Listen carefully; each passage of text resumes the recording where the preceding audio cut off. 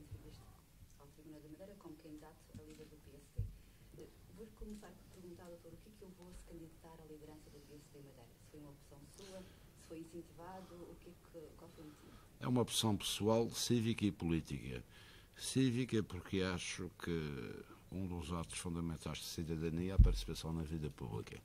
E a política porque, estando ligado à política há muitos anos e nunca tendo vivido da política, nunca exerci, nem nunca trabalhei para o governo, acho que neste momento é essencial intervirmos de uma forma decisiva neste novo ciclo político que a Madeira tem que iniciar necessariamente. A sua candidatura apresenta o nome Renovação. É isso que pretende fazer dentro do partido? Renovar o partido? Eu acho que neste momento é essencial renovar os protagonistas e as políticas na região, porque o atual modelo está esgotado, as pessoas estão fartas, nem querem mais do mesmo, os cidadãos, e portanto é essencial nós aproveitarmos os belíssimos quadros que o PSD tem, felizmente, e encetarmos um novo ciclo político com um novo horizonte de esperança para os madeirenses e para os porto-santenses. Este era o passo natural depois de ter-se candidatado contra Alberto João Coelho? Era o passo inevitável, se bem que eu lamento que tivemos nas últimas eleições, acaso tivéssemos ganho as eleições e bastava que o processo tivesse corrido dentro da legalidade, o que não aconteceu, porque, como sabe, não tivemos acesso à lista dos militantes na última eleição. Se tivesse ganho na outra eleição, obviamente que a situação da Madeira estaria muito melhor e não teríamos atravessado a situação que atravessamos de o PSD perder 7 câmaras municipais e 22 juntas de freguesia. Nestas eleições, Jean Ramos, o secretário-geral do partido, também é candidato. Tem que problemas semelhantes ao que aconteceram nas anteriores eleições? Até agora a situação tem decorrido de uma forma, pelo menos formalmente, mas transparente. Se bem que o processo, em termos de equidade dos candidatos, obviamente não tem existido, porque, como sabe, existe um órgão oficial, um órgão de comunicação financiado pelo Governo, que tem promovido as candidaturas, sobretudo do candidato oficialista, do Manuel António. E depois existe a circunstância também de, neste momento, 2 dos candidatos continuam a exercer cargos no Governo, confundindo a campanha eleitoral, muitas vezes, com os próprios atos de exercício de governação. Basta pensar o que se passa a nível das Casas do Povo, o que se passa a nível de um conjunto de obras e de inaugurações que esses mesmos candidatos têm precedido, e, obviamente, também a própria promoção e propaganda sistemática do Jornal da Madeira relativamente a esses candidatos. Portanto, em termos de equidade eleitoral, essa equidade não tem existido. Relativamente ao ato propriamente dito, neste momento, penso que tem que correr com a máxima lisura, porque, caso contrário, corremos o risco do partido implodir na Madeira. E a imagem que pode transmitir para os madeirenses também pode ser perigosa? É evidente que sim, mas neste momento o PSD não pode arriscar a ter uma situação em que este ato eleitoral não decorra dentro das normas regulamentares e estatutárias, e até porque, como sabe, eu, ao contrário do que foi dito pelo ainda Presidente do Partido, estas eleições têm sido uma oportunidade muito importante para mobilizar o partido em termos de militantes. Ou seja, desde há muitos anos que não se constatava tanta mobilização, quer a nível da participação dos militantes mais novos, quer a nível de um conjunto de militantes históricos que tinham abandonado já a participação na vida do partido por saturação, por desânimo, por não concordarem com as linhas de orientação dos últimos anos, e que voltaram de uma forma ativa, neste momento, a participar na vida pública e na vida partidária. Basta constatar o que se tem passado a nível, por exemplo, da frequência das sedes.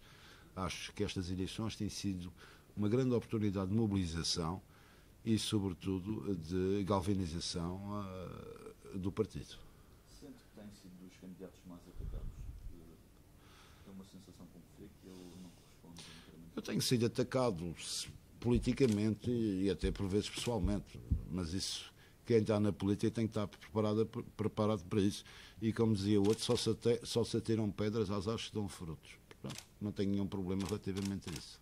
Doutor, há quem aponte que a sua candidatura tem o apoio de Jaime Ramos. Confirma isso ou são apenas rumores? Não há quem aponte. Quem tem apontado é o candidato Miguel de Sousa, como sabe, e outros, no sentido... É apenas uma estratégia eleitoral, porque o Jaime Ramos, sendo secretário-geral do PSD, integrou a lista com os outros candidatos na anterior eleição, em 2012.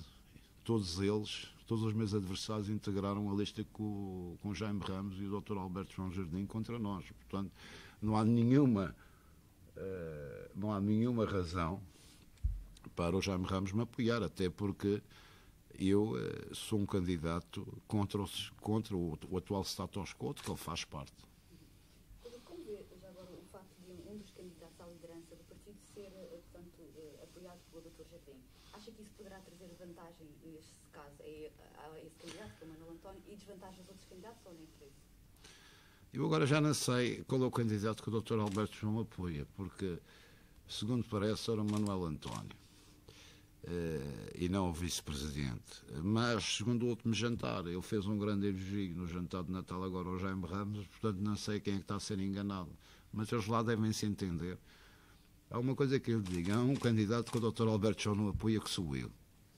Mas isso, na sua opinião, não traz nenhuma desvantagem à sua candidatura? Não traz nenhuma desvantagem, porque é evidente que os últimos anos da condução do partido e da condução da vida pública na região, do meu ponto de vista, foram extremamente nocivos quer para o partido, quer para a região autónoma da Madeira.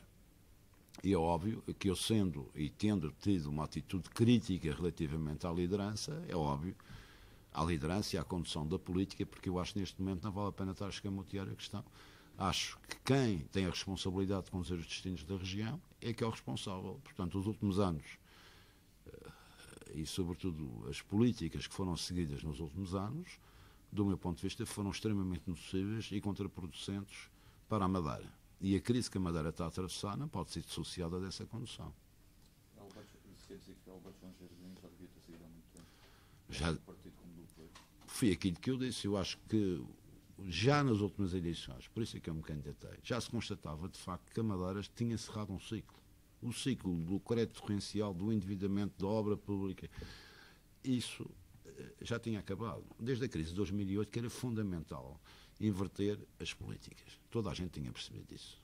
Pelo menos quem tem noção da realidade. Só que este poder já estava desde há muito desligado da realidade. E repare, e isso foi, de facto, uma circunstância que levou a que o partido tivesse perdido já em 2011 milhares de votos e que depois culminou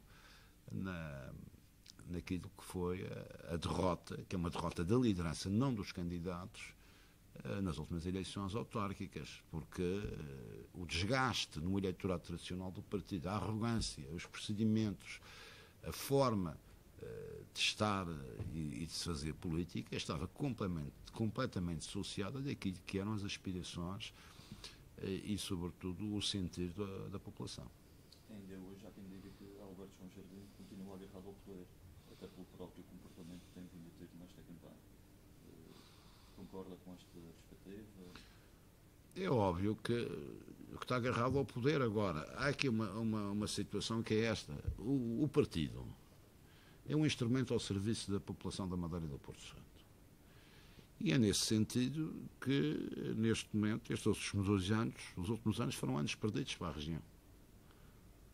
São anos de agravamento da situação económica e financeira da Madeira e, sobretudo, desde a assinatura do Plano de Ajustamento Económico e Financeiro, que esta situação tem tido repercussões na vivência de todos os dias dos cidadãos. Não há nenhum cidadão ou nenhuma família na Madeira que neste momento não tenha um desempregado, não há nenhuma família na Madeira que não tenha alguém emigrado e a regressão que se tem assistido no nível de vida e na qualidade de vida dos cidadãos é óbvia.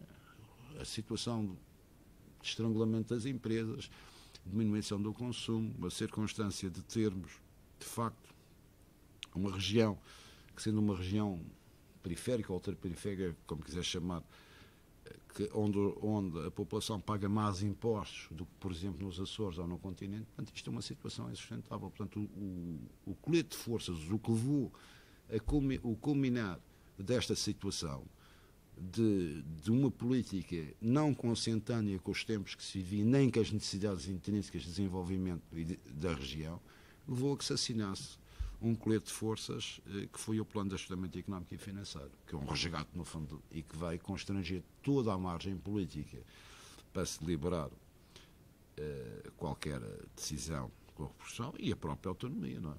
A Madeira tem margem de manobra para negociar esse plano com o A Madeira só terá margem de manobra para renegociar porque a situação em que está, porque o próprio Plano de Ajustamento Económico e Financeiro, como sabe, termina no próximo ano. Mas é necessário, de facto, existir novos protagonistas e novas políticas, é preciso haver uma nova credibilidade, uma nova confiança, uma nova notoriedade positiva da região. Isto são conceitos, não são conceitos, isto são realidades políticas. Portanto, a credibilidade e a confiança são ativos intangíveis que a Madeira tem que ter. Isso passa, de facto, por uma mudança de protagonistas e de políticas que permitam, de facto, renegociar a circunstância, renegociar a situação em que estamos. Não tenho a dúvida sobre isso. Doutor, o que é que levou a esta perda de credibilidade da Madeira perante o país e até mesmo a Europa? Foi só as políticas de Albert Jones? Eu acho que há vários erros aqui. Portanto, vamos falar... se você pensar, qual é a ideia da Madeira? As ideias que foram transmitidas da Madeira, nós somos uma região cosmopolita, uma região com uma população fantástica, hospitaleira, com um clima ótimo, bonita, onde as pessoas são educadas, as pessoas são hospitaleiras. Qual é a imagem que se passou nos últimos anos? Você, em vez de fazer uma inversão do ciclo e tentar transformar, por exemplo, a Madeira num novo ciclo, num novo polo de atratividade no Atlântico, uma região atrativa, uma região boa para o investimento, uma região suscetível a receber turismo qualificado, uma região onde a cultura, a educação eram os polos dinamizadores, teve uma imagem da Madeira ligada a fatores negativos, portanto, a uma notoriedade negativa. Estava ligada à dívida, às palhaçadas políticas, ao despesismo, aos catástrofes naturais, incêndios, aluviões. Portanto, nós temos qualquer região, e sobretudo uma região que pretende ser atrativa para o investimento, para as pessoas, para o turismo, tem que ter uma notoriedade positiva. Repare que os países mais atrativos do mundo, que é a Austrália, no ranking da notoriedade, a Austrália, o Canadá e os países nórdicos, por exemplo, a Suécia, são países que são extremamente atrativos. E porquê? Porque estão ligados a principais notoriedades positivas. E nós temos que inverter este ciclo. Portanto, nós temos que ter uma situação de inversão e, sobretudo, promoção externa eficaz. O próximo presidente do Governo Regional, seja ele quem for, vai ter uma tarefa muito grande pela frente, vai ter um trabalho não o acesto. Nós temos agora o grande desafio destas eleições no dia 19, porque uma coisa não pode estar dissociada da outra, não seja... Mas o que nós temos tentado transmitir é dizer que estas eleições não extravasam, ultrapassam o universo eleitoral dos 7 mil militantes, porque o que os militantes do PSD têm que pensar é qual o candidato à liderança que tem capacidade para ganhar as próximas eleições regionais que vão ser necessariamente realizadas fins de março, abril do próximo ano. E aí é necessário que os militantes, ao votar, votem numa candidatura que é a nossa, que tem capacidade de ganhar as eleições, ou seja, que tem capacidade de ganhar a confiança e a credibilidade junto dos 260 mil eleitores da Madeira e do Porto Santo. A equação é muito simples. Porquê?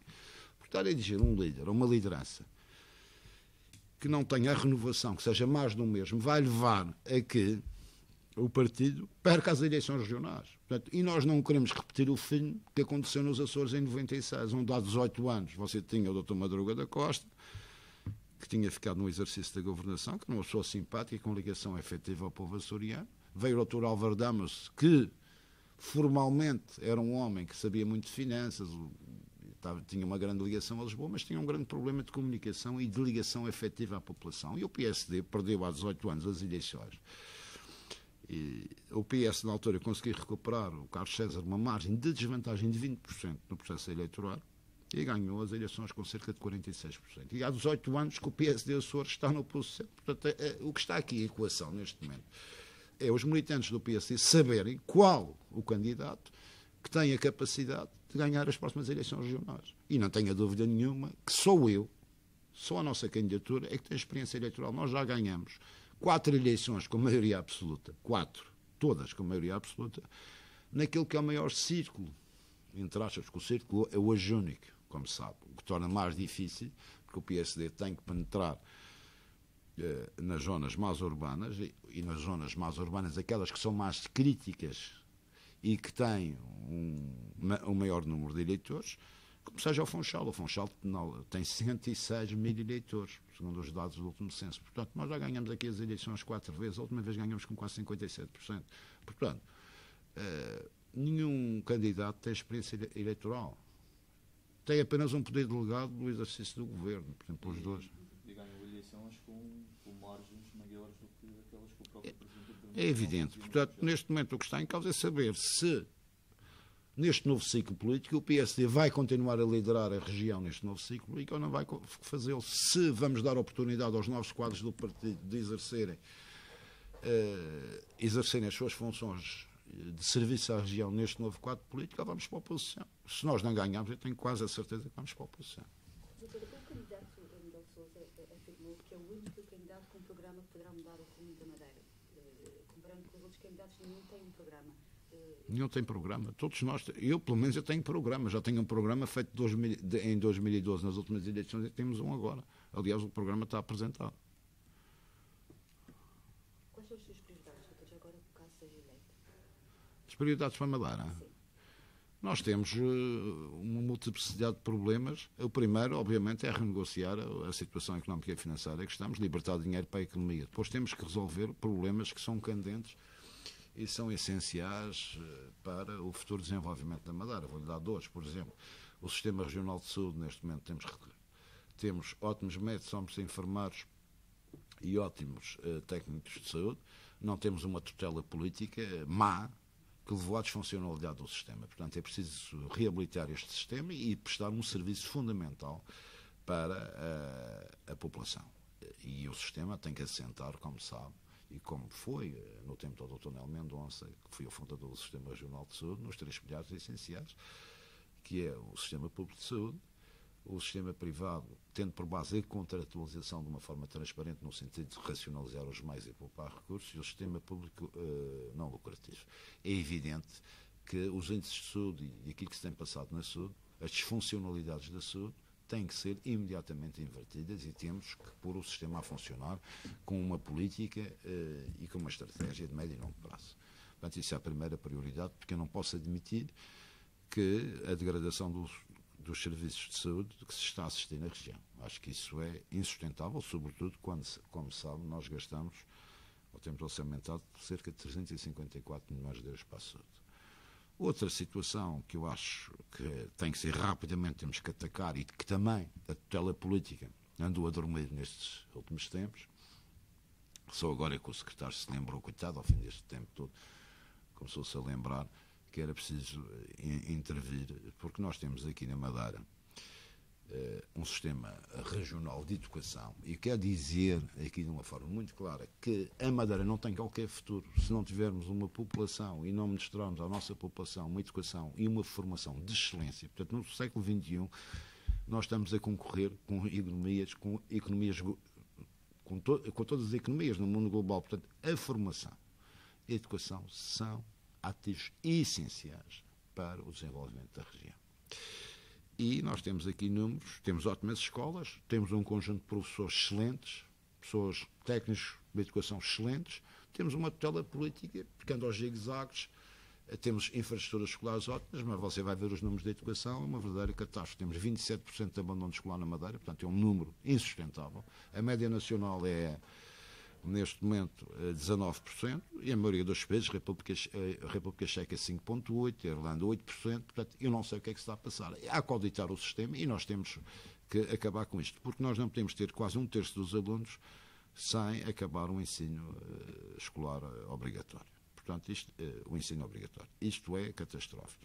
Outra situação que nós temos é uma situação incompreensível relativamente aos acessos. Uma região como a nossa, uma região insular, periférica, precisa de transportes e acessos.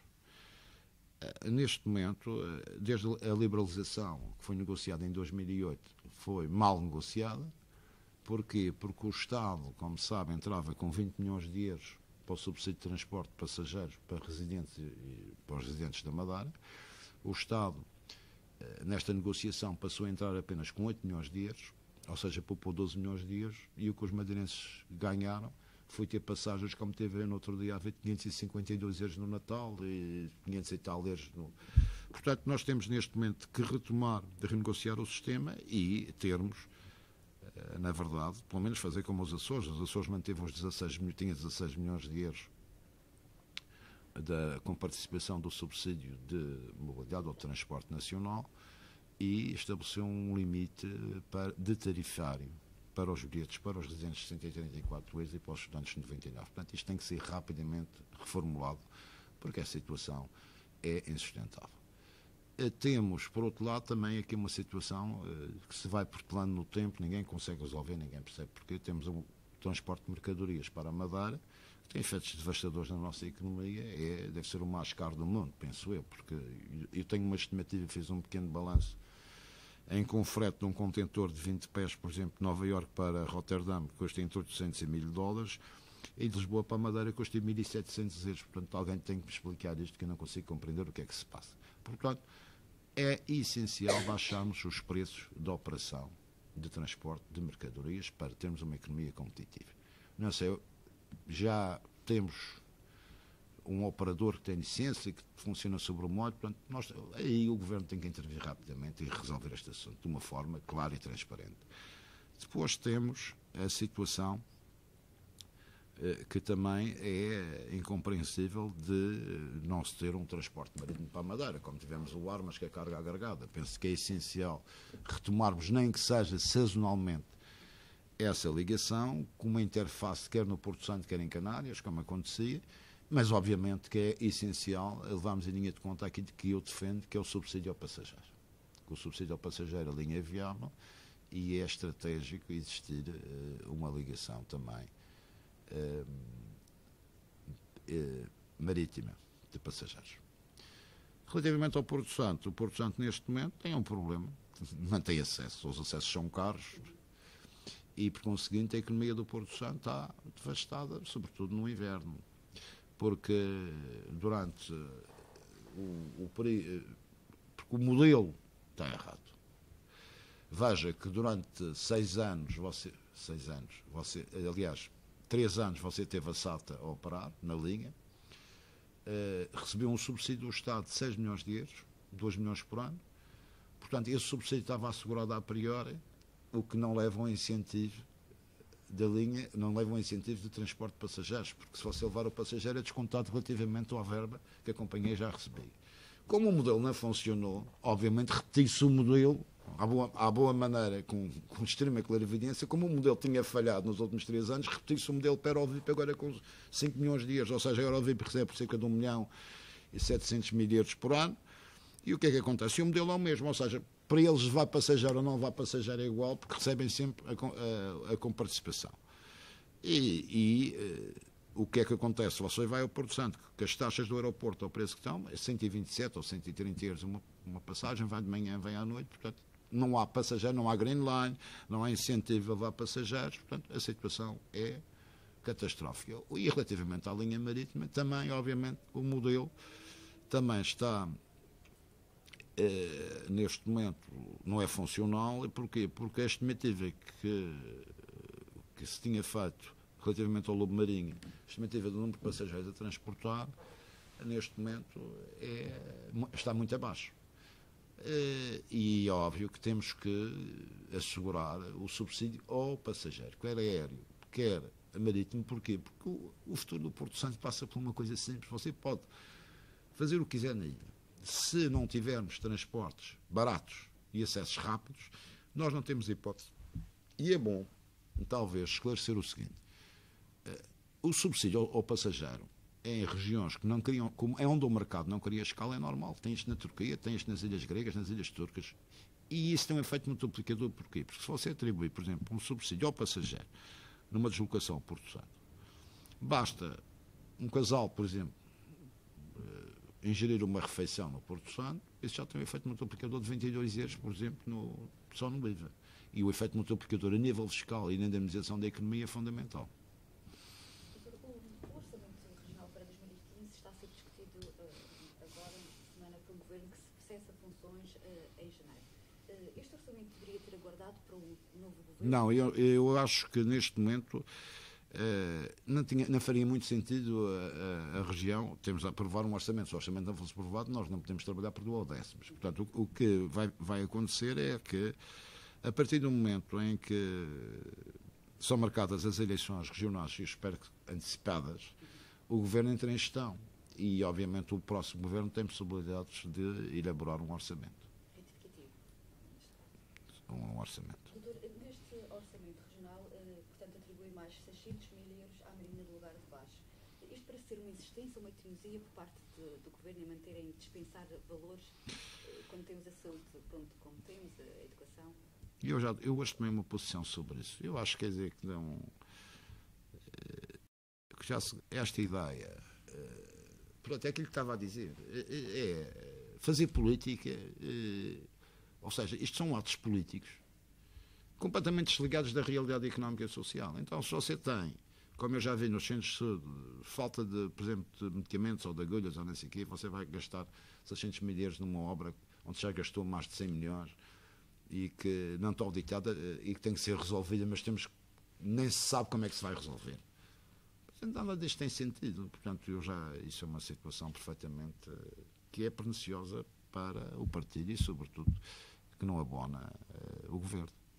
Se Miguel Albuquerque fosse Presidente do Governo neste momento, a Marina do Lugar de Baixo não levava mais dinheiro para aquela obra? Pode ter a certeza que não. Nem essa, nem outras obras que estão aí a fazer. Doutor, surpreendeu algum dos seus adversários que concorrem a estas eleições ou nem por isso? Não estou a perceber a pergunta. Ficou admirado por alguns dos candidatos terem avançado para estas eleições? Eu quero ser sincero, eu acho que neste momento, eu acho que é bom não fazer reservas mentais nesta eleição. E sempre disse que quanto os colegas de partido que tivessem concorrido, deviam concorrer. Portanto, eu não tenho nenhum problema, nem relativamente aos debates, nem à pluralidade, nem à troca de ideias. Acho que é bom. Acho que é bom que isso aconteça. Portanto, agora, surpreende muito algumas pessoas que neste momento fazem parte do próprio sistema e que dizem mal do sistema de onde fazem parte. Ou seja, inclusivamente chegamos ao absurdo de termos membros do governo que conseguem dizer mal da sua própria política. Portanto, eu às vezes começo a pensar onde é que eles estavam, onde é que eles estiveram, estavam no planeta Marte, ou em Júpiter, ou em Saturno, porque não tem nada a ver com o assunto. No último debate na televisão... Só faltou agora dizer que a culpa era de quem? Aquilo faz lembrar um pedacinho aquela história do comandante Chessinho, sabe? Do Costa Concorda, bateu com o barco nas rochas, saltou para a margem e diz que a culpa é das rochas, que ele não tinha nada a ver, que levava o barco na mão. Pronto, é a mesma coisa. No último debate na televisão, cheguei a ver o vice-presidente do governo a duvidar das políticas na agricultura. Mas ele tem razão para duvidar das políticas da cultura, porque as políticas da agricultura, todos os índices na agricultura, na Madeira, são desastrosos. Apesar de toda a propaganda que o secretário Manuel António fez da sua política, tem uma situação onde todos os índices, a nível da agricultura e da agropecuária, do sector primário, são sempre a descer. Sempre a descer. E mais, o sistema da água de rega já devia estar resolvido. Não está. Portanto, os agricultores continuam a se debater com uma situação insustentável do ponto de vista da água de rega, e tem uma questão que nem sequer foi resolvida, que é a única no país onde não existe, que é, por exemplo, o seguro de colheitas. Quer dizer, a única região do país onde não há seguro de colheitas. Mas o que é que se passa? Portanto, ele tem jeito para uma coisa, de facto, que é distribuir certificados na Casa do Povo em campanha eleitoral, para fazer campanha eleitoral interna. Mas o resto, os índices da agricultura estatisticamente publicados, não fui eu que disse, porque ele parece que ficou surpreendido no último debate que é aquilo que eu disse, mas não fui eu que disse, são os dados estatísticos. Isto é a realidade. Portanto, e ele, portanto, tinha razão para criticar. As últimas sondagens, doutor, dão-lhe uma vantagem na primeira volta. Acredita na sua vitória? Acredito. Caso haja uma segunda volta, doutor, pretende ter o apoio de algum dos candidatos que fiquem? Cada coisa de uma vez. Cada coisa na sua vez, como se diz. Vamos ver. Mas acho que nós vamos ganhar na primeira. O doutor tem sido acusado pelos seus adversários de mandar bocas para o doutor Alberto João Jardim para tentar ganhar vantagens. Eu não mando bocas para o doutor Alberto João Jardim. Eu contesto algumas políticas e atitudes políticas do doutor Alberto João. E tenho a frontalidade de dizer isso de frente, onde bem me apetece, ao contrário de outros que criticam, que dizem por trás da mesa do café, que beijam-me pela frente e dizem por trás. Sabe porquê? Porque eu não trabalho no governo. Nunca precisei do Dr. Alberto João para arranjar emprego, para mim, nem para a minha família, nem para ninguém. E por conseguinte eu não estou dependente do governo e nunca tive. Ao contrário de outras pessoas armadas em carapós de corrida, mas que meteram a família toda no governo. Quando se candidatou pela primeira vez à liderança do Polícia da Madeira, houve quem dissesse que era por causa que ia sair da Câmara do Funchal e que queria arranjar uma ocupação política. E eu não preciso de ocupação política. Nessa altura foi um ato de coragem ou neste momento é mais complicado candidatar-se à liderança? Eu acho que as coisas não podem ser vistas assim. Porquê? Porque nós estamos agora numa fase em que parece que a política é para o exercício do chique espertismo. Portanto, você tem uma coisa, quer dizer, hoje em dia o exercício da política tem a ver, no essencial, com valores. Não tem a ver com aritmética, nem com orçamentos, nem com esta história do chique espertismo. Agora há uns tipos que destituídos de qualquer cultura humanística, qualquer ideia, e acham que a política, portanto, é uma atividade que se pode vir para aqui, dizer meia dúzia de bocas, meia dúzia de lugares comuns, e essa política. As coisas não são assim. E, por conseguinte, todo o meu percurso político nos últimos anos foi um percurso coerente. E porquê? Porque, se você olhar para o exercício dos meus mandatos na Câmara, e sobretudo para alguns dos conflitos que são públicos que tive com o Governo, se olhar para a realidade das políticas executadas pela Câmara, vai constatar que esse percurso é muito coerente e é dissonante, completamente dissonante, com a mitomania e, sobretudo, com os gastos extravagantes dos últimos anos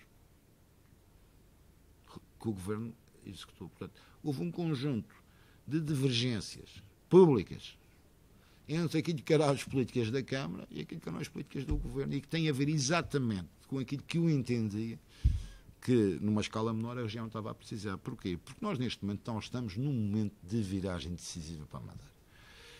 E não tenho a dúvida de uma coisa. O futuro da Madeira passa por termos uma região culta, com gente educada e qualificada, com bons sistemas públicos, com os sistemas públicos a funcionar bem.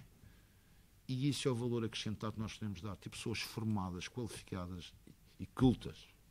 Isto é o valor fundamental para o futuro. O valor acrescentado da nossa região não é apenas... Evidentemente que as obras têm um papel determinante, as obras de reabilitação, as obras de manutenção do que está feito, as infraestruturas. Portanto, agora, o que você não pode é fazer infraestruturas por infraestrutura. Você fazia um conjunto de infraestruturas, tem um endividamento colossal, em que não tem dinheiro para manter as infraestruturas. Portanto, nada disto tem sentido. E, entretanto, você tem aqui uma situação que eu falei, e que as pessoas não se apercebem, que é ter uma um sistema educativo onde 27% dos alunos abandonam o ensino. Você acha que isto é possível? Isto não é possível. Você está a regredir, não está a avançar. Ou seja, aqueles princípios que a autonomia supostamente devia trazer, as vantagens que a Madeira podia ter com a autonomia, perderam-se. Mas a autonomia não é propriedade de ninguém. A autonomia é aquilo que os madeirenses quiserem que seja, e os porto-santenses. Porquê, meu caro amigo? Porque, neste momento, você não está a trabalhar, né? Temos uma sociedade muito mais informada, num sentido muito mais crítico. Você hoje, a diferença entre aquilo que é o campo e a cidade praticamente desapareceu. Hoje você tem uma estrutura mental da maioria das pessoas urbana, portanto, com acesso a um conjunto de informação diária, internets, blogs. Portanto, hoje em dia a sociedade, muito você não está numa sociedade que carregava um analfabetismo superior a 40%, 50% do passado, onde as pessoas tiravam o chapéu e dizia duas coisas e as pessoas iam atrás. Hoje não, as pessoas têm um sentido crítico apurado, mas é fundamental percebermos o seguinte: se nós quisermos que a Madeira se desenvolva, não precisamos de inventar a roda. A roda já está inventada. Você tem que ir buscar os bons exemplos de desenvolvimento, de atratividade, notoriedade positiva e começar a trabalhar. Agora, não tenha dúvida que os paradigmas do desenvolvimento hoje numa sociedade globalizada, em rede, onde tudo funciona em rede, passa, evidentemente, pela formação e educação das pessoas. Isto não é um lugar comum dizer, é isto que é essencial. E nós, se olharmos o sistema, auditarmos o sistema, você começa a ver, por exemplo, como é que é possível, ver o que se passa a nível das artes na Madeira. Demos o salto, mas eu não tenho dúvidas, por exemplo, não temos uma exposição, acabamos com uma galeria pública, não temos exposição, há exposições, temos um Museu de Arte Contemporânea metido no Forte de Santiago, a dinâmica cultural de grupos de teatro, etc., portanto, a dificuldade que existe hoje para os grupos culturais subsistirem. Portanto, hoje em dia, a oferta cultural na Madeira é menor do que era uns anos atrás, não tenho dúvida sobre isso. Doutor, eu gostaria de colocar uma questão que também foi colocada a outros candidatos. Eu gostaria de saber, no seu caso, qual é o modelo de financiamento e participação que prevê para o Jornal da Madeira? O modelo, não há modelo. O Jornal da Madeira deve ser privatizado. Você não pode continuar, neste momento tem um passivo acumulado de 43 milhões ou 46 milhões de euros. E a situação é insustentável. Portanto, o que nós temos é que, salvaguardando, na medida do possível, os postos de trabalho, colocar o Jornal da Madeira no mercado como um jornal privado em concorrência com os outros. Obrigada. Nos contatos sabemos que tem uma agenda carregada, não é?